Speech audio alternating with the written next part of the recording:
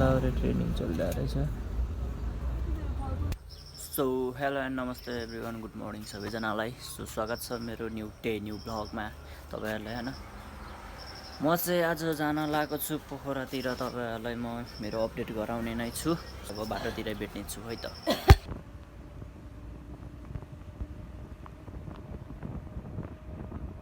So guys, म चाहिँ यतिखेर मर्सिङमा छु। अब हामी जानुपर्ने हुन्छ फुलबारीतिर। ओ बस त गइहाल्यो त यार, हामी त्यसमै जानुपर्ने थियो र हामीलाई बसले छोडेर गइगयो। अब हामी चाहिँ अर्को बसमा जानुपर्ने हुन्छ है त। है हामी चाहिँ यहाँ फुलबारी चाहिँ किन जान लाग्यो भन्दाखेरि म आज त्यतै गएर देखाउँला। त्यसको चस्मामा पानी परेको म र हजुरबा चाहिँ छ।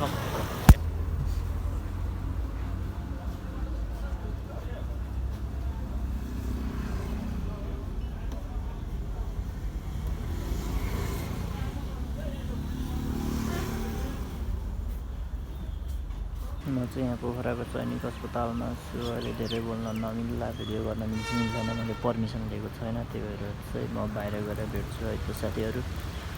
सो गाइस, म चाहिँ यहाँ सैनिक अस्पतालमा चाहिँ के भन्छ हजुरबालाई लिएर आएको छु। फुल बडी चेकअप गर्नु पऱ्यो भनेर चाहिँ लिएर आएको छु। म चाहिँ यहाँ सैनिक अस्पतालमा छु।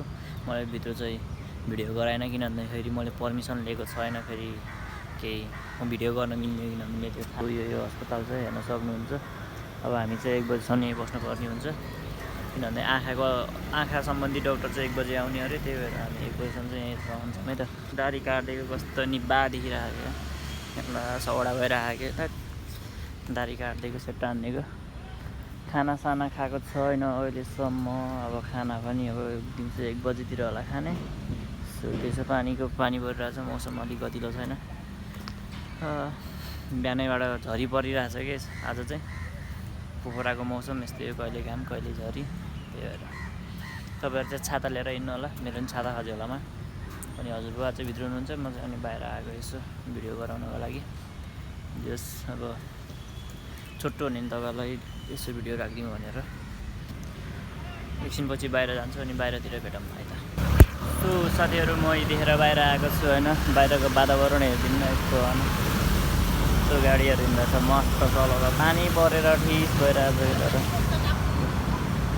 सैनिक अस्पताल पोखरा, फुलबारी पोखरा। ब्लड चेक गर्नु लागेको थियौँ अनि अहिले पारी आएन हजुरबुवाको।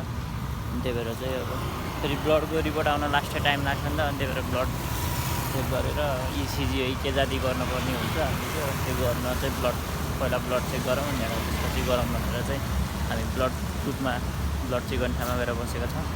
सो त्यही हो गाइज, अब एकछिनपछि भेटौँला है त।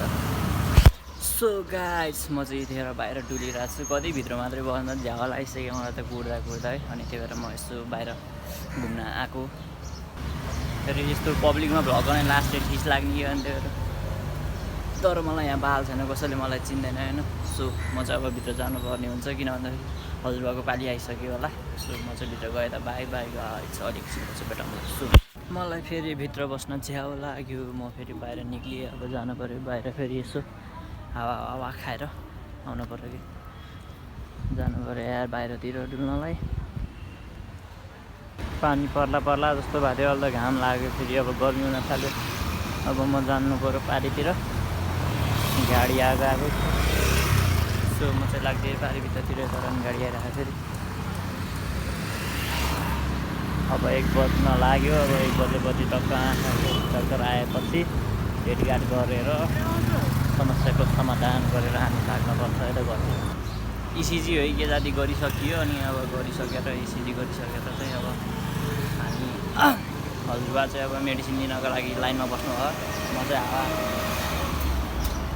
अब यसो फ्रेस हुनु पऱ्यो कि भोक आइसक्यो। अब गएर परिएर आउने हो। फेरि आँखाको डक्टर आएको छैन, 1 बज्न लाग्छ। अब आउँछ, आएपछि अनि गएर भेट्न पर्ने हुन्छ। त्यस बेलासम्म कति बज्छ थाहा छैन।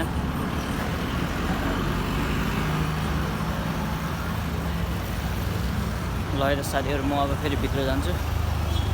अहिले निक्लिने बेलामा चाहिँ भेटौँला। अब त्यही हो। ल है त, म अब चल्दिएँ भित्र। घाम लाग्यो फेरि छाता त छ तर फेरि के छाता खोल्नु कि।